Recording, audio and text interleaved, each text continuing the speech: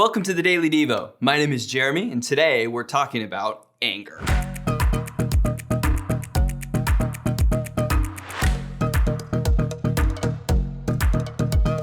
You ever lost it? I mean, like really lost it, where anger or rage has just taken over.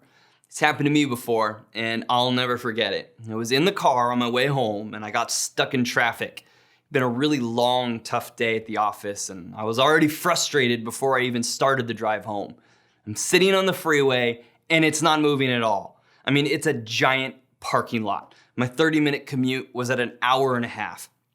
Finally, traffic starts moving just a little bit. And as I started to pull forward, the car next to me shot ahead, cut me off, and then proceeded to slam on their brakes because traffic stopped again. I lost it. The next thing I knew, I'm screaming inside of my car and punching my steering wheel and just totally enraged. As I look back at it, it's actually a really embarrassing story, especially since newsflash, everyone can see you inside your car. I know we feel like it's just our space, but you're surrounded by glass. We can see you.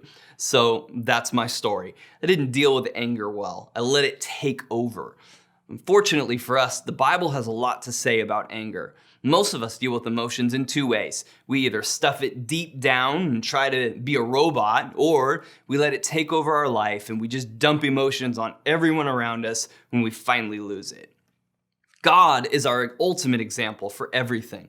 So let's check out what Psalms 103 and verse 8 says. The verse says, "The Lord is merciful and gracious, slow to anger and abounding in mercy." Look what it said. God is abounding in mercy. He's filled with grace and compassion. But what is he? He's slow in his anger. Part of the battle with anger is it shows up when we don't fill our life with the right stuff.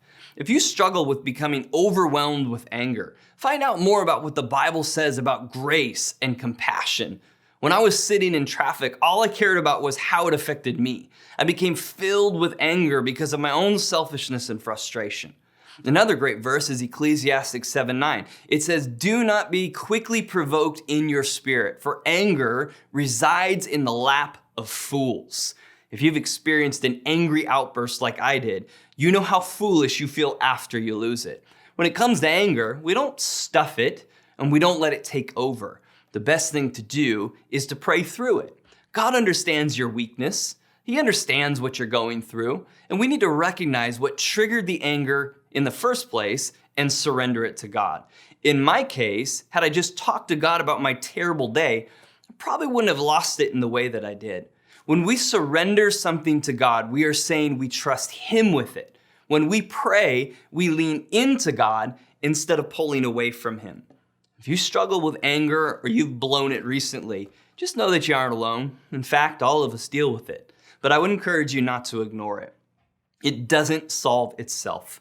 Uncontrolled anger can be dangerous for you and for the people around you. And if it happens regularly, you should really seek help. If it's something isolated, just repent and invite God into that area of your life.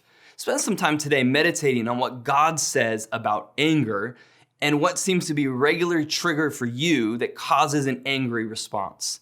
If you're unsure, we can ask the Holy Spirit to reveal that truth in our life. I hope this helped you.